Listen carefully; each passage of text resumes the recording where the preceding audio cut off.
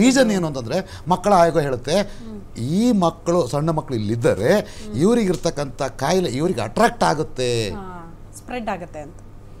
ಅದು ಇರ್ಬೋದು, ಅದು ಒಂದು ಅದು ಇರುತ್ತೆ. ಈ ಥರ ಭಾಳ ಈಗ ನೋಡಿ ಓಲ್ಡೇಜ್ ಹೋಮ್ ನಾನು ನೋಡಿ ಈಗ ಮೇಡಮ್ ಹೇಳ್ತಾರಲ್ಲ ಭಾಳ ಜನ ನನ್ನ ಹತ್ರ ತಂದು ಬಿಟ್ಟಾಗ ಅಲ್ಲಿಗೆ ಏನು ತಂದೆ ತಾಯಿ ಇಬ್ಬರು ಒಟ್ಟಿಗೆ ಬಂದಿದ್ದಾರೆ ಅನ್ಕಡೆ ಅಲ್ಲಿಗೆ ಬಂದ ತಕ್ಷಣ ಅವ್ರು ಡಿಪ್ರೆಸ್ಸಿಗೆ ಹೋಗ್ಬಿಡ್ತಾರೆ. ಅವ್ರೆಲ್ಲ ನೋಡ್ತಿಗೆ ಅರ್ಧ ಹೋಗ್ಬಿಡ್ತಾರೆ ಅವ್ರು ಒಳಗೆ ಬರ್ದಂಗೆ.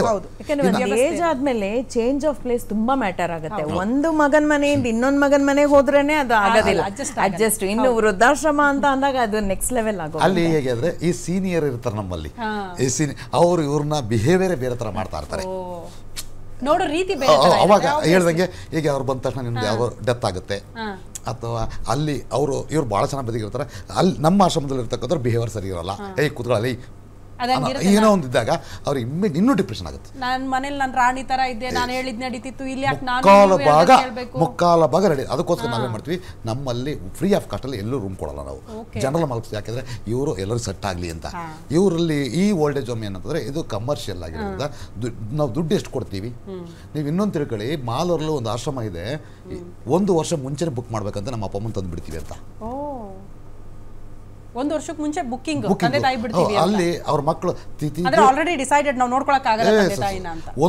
ಒಂದು ವರ್ಷದ ಮುಂಚೆ ಬುಕ್ಕಿಂಗ್ ಆಗುತ್ತೆ, ಆಲ್ ಅಮೌಂಟ್ ಕಟ್ಟಿ ಹೋಗ್ಬಿಡ್ತಾರೆ ಅವರು. ತಿಥಿದು ಅಂತ್ಯಕ್ರಿಯೆದು ಇದ್ರದ್ದು ಕಟ್ಟಿ ಹೋಗ್ಬಿಡ್ತಾರೆ. ಇನ್ನೂ ಒಂದು ಸ್ಕೀಮ್ ಇದೆ, 60 ಟಚ್ ಆದ ತಕ್ಷಣ ನೀವೇ ಕಟ್ಕೊಂಡ್ಬಿಡೋದು, ಎವ್ರಿ ಇಯರ್ ಪ್ರೀಮಿಯಂ ಇನ್ಶೂರೆನ್ಸ್ ತರ. ಆಮೇಲೆ when you want to go you just walk in.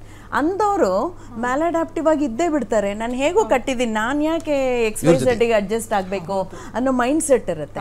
So may be ಅವ್ರ ಮಕ್ಳಿಗೆ ಅವ್ರು ಇರಲಿ ಅಂತ ಇಷ್ಟ ಇದ್ರು ಕೂಡ ಇವ್ರ ಮೈಂಡ್ ಸೆಟ್ ಬದಲಾಗೋಗಿದೆ, ನಾನು ಇಲ್ಲಿ ಇರಲ್ಲ, ನಾನು ಅಡ್ಜಸ್ಟ್ ಆಗಲ್ಲ ಅಂತ. See maladaptive behaviour itself is a psychological problem. ಎಂಥ ನಾರ್ಮಲ್ ಮನುಷ್ಯನು ಅಡ್ಜಸ್ಟ್ ಮಾಡಿಕೊಂಡು ಜೀವನನ ಒಂದು ಅರ್ಥಪೂರ್ಣವಾಗಿ ನಡ್ಸೋಕ್ಕೆ ಇಷ್ಟಪಡೋದು. That is how we are born with. ಆ ವ್ಯಾಲ್ಯೂಸ್ ನಮ್ಮ ಇಂಡಿಯಾದಲ್ಲಿ ಆ ಸಂಸ್ಕೃತಿ ಇದ್ದೇ ಇದೆ. ಈಗ ಈ ಓಲ್ಡ್ ಏಜ್ ಹೋಮು, ಇವಾಗ ಸೀನಿಯರ್ ಸಿಟಿಜನ್ಸ್ ಹೋಮ್ ಅಂತ ಅಂತಾರೆ.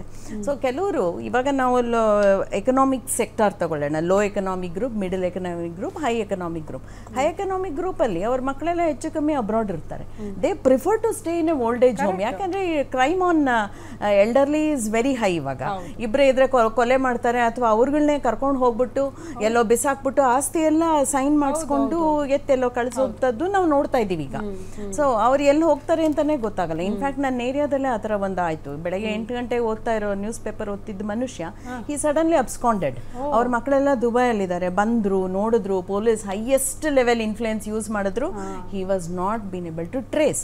ಬಟ್ ಏನು ಮಾಡಿದ್ದಾರೆ, ಆ ಮನೆ ಪ್ರಾಪರ್ಟಿನೆಲ್ಲ ಕರೆಕ್ಟಾಗಿ BD ಆಫೀಸಿಗೆ ಕರ್ಕೊಂಡೋಗಿ ಸೈನ್ ಮಾಡಿಸಿ ಟ್ರಾನ್ಸ್ಫರ್ ಮಾಡಿಸ್ಕೊಂಡು ವೇರೆ ಬೋರ್ಡ್ಸೇ ಗೊತ್ತಾಗ್ದಂಗೆ ಆಯಿತು. ಸೊ ಈ ಥರ crime on elderly is very different. So ಕೆಲವರು ಅವರೇ ಪ್ರಿಫರ್ ಮಾಡ್ತಾರೆ.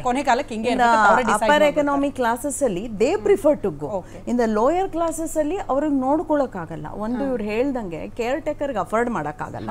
ಸಮಾಜದಲ್ಲಿ ಯಾರೂ ಸಹಾಯ ಮಾಡಲ್ಲ. ನೀವು ಒಂಚೂರು ಡೌನ್ ಇದ್ದೀರಾ ಅನ್ನಿ ಯಾರು ನಿಮ್ಮ ಹತ್ರ ಬರಲ್ಲ. ಎಲ್ಲ ಚೆನ್ನಾಗಿದ್ರಷ್ಟೇ ಎಲ್ಲರೂ ಹತ್ರ ಬರ್ತಾರೆ. ಆದ್ರಿಂದ ನಾವು ಬೆಳೆಸುವಾಗಲೇ ಮಕ್ಕಳನ್ನ, ಅಥವಾ ನಾವು ವಯಸ್ಸಾಗ್ತಾ ಆಗ್ತಾ ಫಸ್ಟು ಸೈಲೆಂಟ್ ಆಗಿರೋದು ಕಲ್ತ್ಕೋಬೇಕು. ಇನ್ನೊಂದು ಬಿಲೀಫ್ಸು, ವ್ಯಾಲ್ಯೂಸು, ಆಟಿಟ್ಯೂಡ್ಸ್. ನಮ್ಮ ಇಡೀ ಜಗತ್ತು ಸುತ್ತ ಇರೋದೇ ಬಿಲೀಫ್ಸ್. ಬಿಲೀಫ್ಸ್ನ ಯಾರ್ದು ಟಚ್ ಮಾಡೋಕ್ಕಾಗಲ್ಲ. I can't change your belief, you cannot change my belief. ಆ ಏರಿಯಾ ನಾವು ಟಚ್ ಮಾಡಲೇಬಾರ್ದು. ಮನೆಗೆ ಬರೋ ಸೊಸೆದಾಗಲಿ, ಕಳಿಸ್ಕೊಡೋ ಮಗಳದಾಗಲಿ, ಅಥವಾ ನಾವು ಅವರನ್ನು ರಿಸೀವ್ ಮಾಡ್ತಿದ್ದೀವ, are we receiving them. So ಹಾಗೆ ಅವರು ನಮ್ಮನ್ನು ರಿಸೀವ್ ಮಾಡ್ತಾರ ಅಂತ ನೋಡ್ಕೊಳ್ತೀವಿ. We always get what we give. Manjula ma'am, ಈಗ ಸುಮಾರು ಕೇಸಸಲ್ಲಿ ನಾವು ನೋಡೋದು, ಈಗ ತಂದೆ ತಾಯಿ ತಮ್ಮ ಅಚ್ಚುಕಟ್ಟಾಗಿ ಆಸ್ತಿ ಮಾಡಿಟ್ಟಿದ್ರೆ ಮಾತ್ರ ಮಕ್ಕಳು ನೋಡ್ಕೊಳ್ತಾರೆ. ಆಸ್ತಿನೇ ಇಲ್ಲ ಅಂದರೆ ಡಿಸೈಡ್ ಮಾಡಿಬಿಡ್ತಾರೆ, ಇವ್ರು ಬೇಡಪ್ಪ, ಕೊನೆಗಾಲಕ್ಕೆ ಎಲ್ಲೋ ಹಾಕ್ಬಿಡೋಣ, ನಾವು ನಮ್ಮ ಹತ್ರ ನೋಡ್ಕೊಳ್ಳೋಕೆ ಇವ್ರ ಹತ್ರ ಆಸ್ತಿನೂ ಮಾಡಿಲ್ಲ, ನಮ್ಮ ಬದುಕಕ್ಕೆ ದುಡಿದ್ರೆ ಬದುಕಬೇಕು ಅಂತ ಪರಿಸ್ಥಿತಿ ಇದ್ದಾಗ ಇವ್ರನ್ನ ಯಾಕೆ ನಾವು ನೋಡ್ಕೊಳ್ಬೇಕು? ಈ ಆಸ್ತಿ ವಿಚಾರಕ್ಕೆ ಸಂಬಂಧಪಟ್ಟಂತೆ ಕೂಡ ಕಲಹಗಳು ಬರುತ್ತಾ? ಅವಾಗಲೇ ಡಿಸೈಡ್ ಮಾಡ್ತಾರಾ ತಂದೆ ತಾಯಿಯನ್ನು ನೋಡ್ಕೊಳ್ಳೋಕ್ಕಾಗಲ್ಲ, ನಮಗೆ ನೀವೇನು ಮಾಡಿಲ್ಲ, ನಿಮಗೆ ನಾವು ಯಾಕೆ ಮಾಡಬೇಕು, ಇಂಥ ಮನಸ್ಥಿತಿ ಬರುತ್ತಾ ಹೇಗೆ? ಸಾಕಷ್ಟು ಮನಸ್ಥಿತಿಗಳಿಗೂ ಈ ತರ ಇದೆ ಮೇಡಮ್. ಯಾಕಂದ್ರೆ ಆಸ್ತಿ ವಿಚಾರಕ್ಕೆ ಮುಖ್ಯವಾಗಿ ಬರೋದು, ದುಡಿಯೋದು, ಮನೆ ಮೇಂಟೆನೆನ್ಸ್ ಮಾಡೋದು, ಇವ್ರಿಗೆ ಯಾಕೆ ಇಷ್ಟು ಮೇಂಟೆನೆನ್ಸು, ಇವ್ರು ಇರೋದ್ರಿಂದ ಖರ್ಚು ಮನೆಯಲ್ಲಿ ಹೆಚ್ಚಾಗ್ತಿದೆ, ಈ ತರ ಮನಸ್ಥಿತಿಗಳು ತುಂಬಾ ಇದಾವಂತ ಹೇಳ್ಬೋದು ಮೇಡಮ್. ಆಸ್ತಿ ವಿಚಾರಕ್ಕೆ ಬಂದ್ರೆ ತಂದೆ ತಾಯಿ ಏನಾದ್ರು ಜಾಸ್ತಿ ಏನಾದ್ರು ಪ್ರಾಪರ್ಟಿ ಏನಾದ್ರು ಮಾಡಿದ್ರಂದ್ರೆ ಆಟೋಮೆಟಿಕಲಿ ಅವ್ರ ಲೈಫ್ ಸರಾಗವಾಗಿರ್ತದಂತ. ಏನೋ ಒಂದು ಮಾತಂದ್ರೂ ಕೂಡ ಅಟ್ಲೀಸ್ಟ್ ಅವ್ರು ಇರೋ ತನಕ ಮಾಡಿಟ್ಟಿದ್ದಾನೆ, ಅದಕ್ಕೋಸ್ಕರ ನೋಡ್ಕೊಳ್ಳೋಣ ಅನ್ನೋದಿರುತ್ತೆ. ಇರುತ್ತೆ.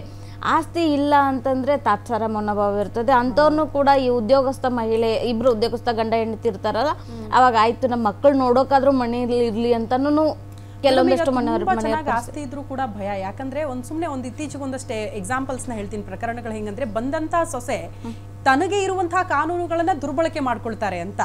ಎಲ್ಲಾ ಚೆನ್ನಾಗೇ ಇರತ್ತೆ, ಆಸ್ತಿ ಬೇಕಪ್ಪ, ದುಡ್ಡು ಬೇಕು, ಜೀವನಾಂಶ, ಈ ಕುಟುಂಬ ನೋಡಕ್ ಆಗಲ್ಲ, ಆದ್ರಿಂದ ಆಚೆ ಬಂದ್ಬಿಡೋಣ, ತನಗೇನೇನು ಅವಕಾಶಗಳಿದೆಯೋ ಎಲ್ಲ ಸುಮ್ನೆ ಕೇಸ್ಗಳನ್ನ ಹಾಕ್ಬಿಟ್ಟು ಇಡೀ ಕುಟುಂಬವನ್ನ ಕೊಲಾಪ್ಸ್ ಮಾಡುವಂತ ಉದಾಹರಣೆಗಳಿವೆ.